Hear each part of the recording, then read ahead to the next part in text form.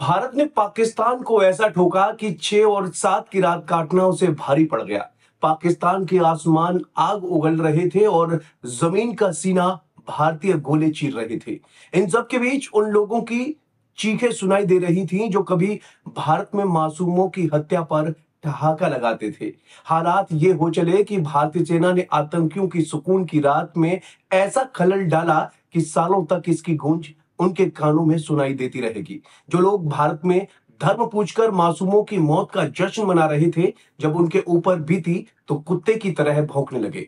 कुल मिलाकर पाकिस्तान को इस बार भारतीय वीरों ने ऐसा डोज दिया है कि उसके ऊपर से आतंकी सरपरस्ती का बुखार गायब ही हो जाएगा।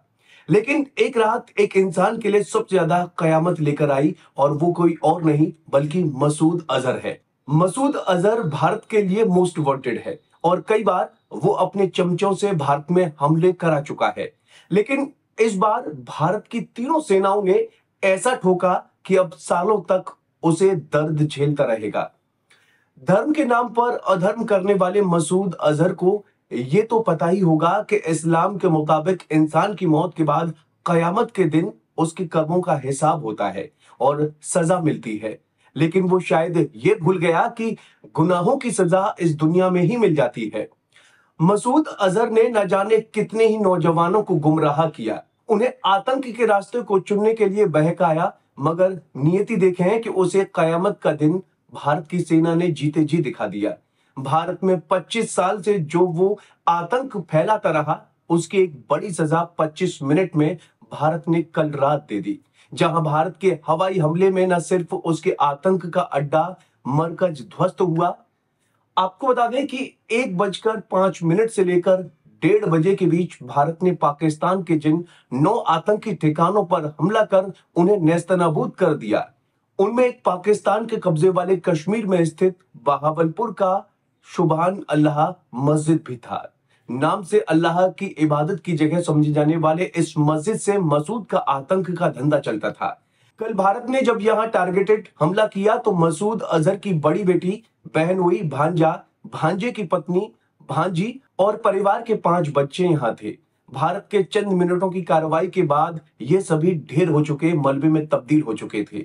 इतना ही नहीं, मसूद अजहर के 3 करीबी सहयोगियों को भी इस हमले में मार दिया गया है। इन तीनों में से एक की मां भी ढेर हो गई। इस तरह भारत ने सीधे तौर पर मसूद अजहर के 14 अपने लोगों को मिट्टी में मिला दिया।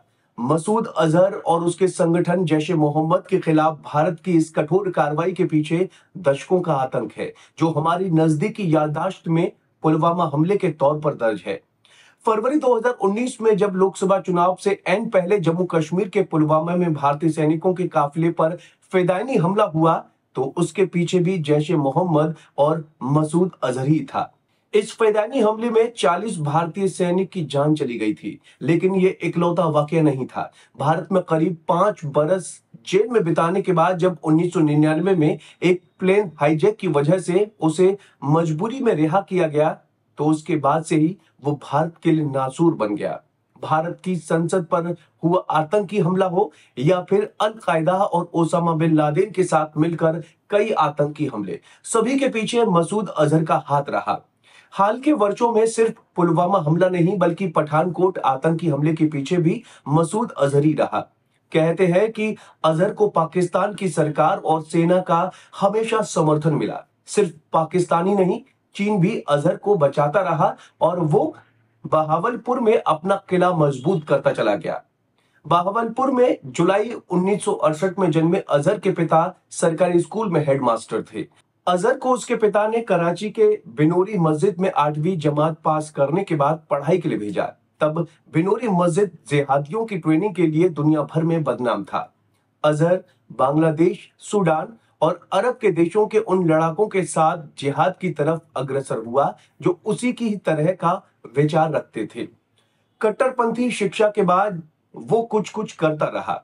कुछ पत्रिकाएं भी कट्टरपंथी से जुड़ी हुई उसने निकाली। फिर जब जम्मू कश्मीर में आतंकवाद बढ़ने लगा तो इसने जम्मू कश्मीर लिबरेशन फ्रंट की बजाय हिजबुल मुजाहिदीन के सरगना के तौर पर काम करना शुरू कर दिया। अजहर ने हरकत उल जिहाद इस्लामी और हरकत उल मुजाहिदीन को मिलाकर एक आतंकी संगठन हजरत उल अंसार बनाने की कोशिश की। इसी मकसद के तहत जब वो कश्मीर अपने काडर से मिलने आया तो जनवरी 1994 में भारत की सुरक्षा एजेंसियों ने उसे गिरफ्तार कर लिया। कहते हैं कि जब वो भारत की जेलों में बंद था तब भी वो साथी कैदियों को कट्टरपंथी बनाता रहा।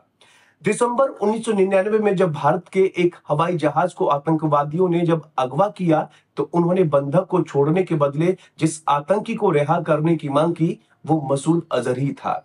आज के राष्ट्रीय सुरक्षा सलाहकार अजित डोभाल उन अधिकारियों में शामिल थे जिन्होंने उसे रिहा किया। लेकिन संयोग देखिए कि आज उन्हीं डोभाल की प्लानिंग से अजहर को जीते जी मार दिया गया है। जैश ए मोहम्मद पर करीब 2 दशक पहले ही प्रतिबंध लग चुका है, मगर अब भी वो पाकिस्तान में सक्रियता से काम कर रहा है। वहीं भारत की तमाम कोशिशों के बावजूद चीन संयुक्त राष्ट्र सुरक्षा परिषद के आतंकियों की सूची में मसूद अजहर को शामिल नहीं करने पर डटा रहा है। भारत ही नहीं, फ्रांस और यूके भी इस हवाले से कई बार पहल कर चुके हैं, लेकिन नतीजा ढाक के 3 पात। पाकिस्तान और चीन की जुगलबंदी इस कोशिश में आड़े आती रही, लेकिन आज इस सब का हिसाब हो गया। मसूद अजहर आज ये खुद कहने पर आतुर हो गया कि आखिर मौत मुझे ही मिल जाती, उसके परिवार को नहीं मिलती। उम्मीद है जानकारी पसंद आई होगी। आपका इस बारे में क्या कहना है कमेंट करके जरूर बताएं और चैनल को जरूर सब्सक्राइब करें।